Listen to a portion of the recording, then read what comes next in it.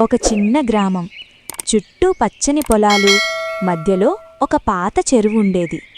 ఆ చెరువును గ్రామం వాళ్ళు నవ్వే చెరువు అని పిలిచేవారు. ఎందుకంటే రాత్రయ్యాక ఆ చెరువు దగ్గరికి వెళితే ఎక్కడో నుండి అని ఒక విచిత్రమైన నవ్వు వినిపించేది. అందుకే ఎవ్వరూ రాత్రివేళ ఆ చెరువు దగ్గరికి వెళ్లడానికి ధైర్యం చేసేవారు కాదు. ఒకరోజు చిన్న పిల్లాడు రాము తన అమ్మమ్మని అడిగాడు, అమ్మమ్మ, ఆ చెరువు ఎందుకు నవ్వుతుంది? అప్పుడు అమ్మమ్మ చిరునవ్వు నవ్వుతూ, అది సాధారణ చెరువు కాదు బాబూ, అందులో ఒక మాయా చేప ఉంది.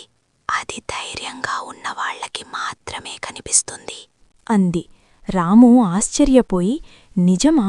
నేను చూసి వస్తాను అని అనుకున్నాడు. ఆ రాత్రి రాము తన స్నేహితులతో కలిసి చెరువు దగ్గరికి వెళ్ళాడు. గాలి షూ అంటూ గట్టిగా ఊదుతోంది. చెట్లు గర్ర్ గర్ర్ అంటూ ఊగుతున్నాయి.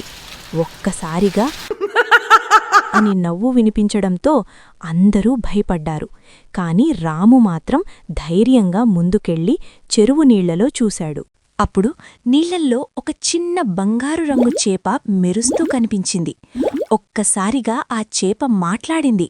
రామూ, నువ్వు భయపడలేదు, అందుకే నేను కనిపించాను. రాము ఆశ్చర్యంతో నిలిచిపోయాడు. చేప మెల్లగా నవ్వుతూ, నేను మాయా చేపను. ధైర్యంగా ఉన్నవాళ్లకి ఒక కోరిక నెరవేర్చుతాను అంది. రాము కొంచెం ఆలోచించాడు. మొదట బంగారం, పెద్ద ఇల్లు కోరుకోవాలని అనిపించింది.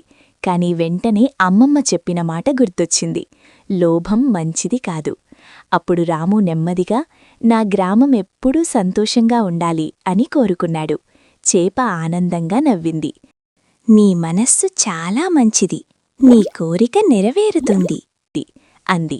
వెంటనే చెరువు మొత్తం వెలుగులతో మెరిసిపోయింది. గాలి తీయగా మారింది. చెట్లు మెల్లగా ఊగాయి. మరుసటి రోజు గ్రామంలో అందరూ ఆశ్చర్యపోయారు. పంటలు బాగా పండాయి. ఎవరూ ఆకలిగా లేరు. అందరూ సంతోషంగా జీవిస్తున్నారు. కాని ఒక లోభీ మనిషి ఈ విషయం విని చెరువు దగ్గరికి వెళ్ళి, నాకు బంగారం కావాలి అని కేకవేశాడు. వెంటనే చెరువు మళ్ళీ అని నవ్వింది. ఆ మనిషి కాలు జారి నీళ్లలో పడిపోయాడు. గ్రామం వాళ్ళు వచ్చి అతన్ని బయటకు తీశారు. చివరగా అమ్మమ్మ చెప్పింది, ఆ చెరువు నవ్వు మంచివాళ్లకి ఆనందం, లోభివాళ్లకి హెచ్చరిక.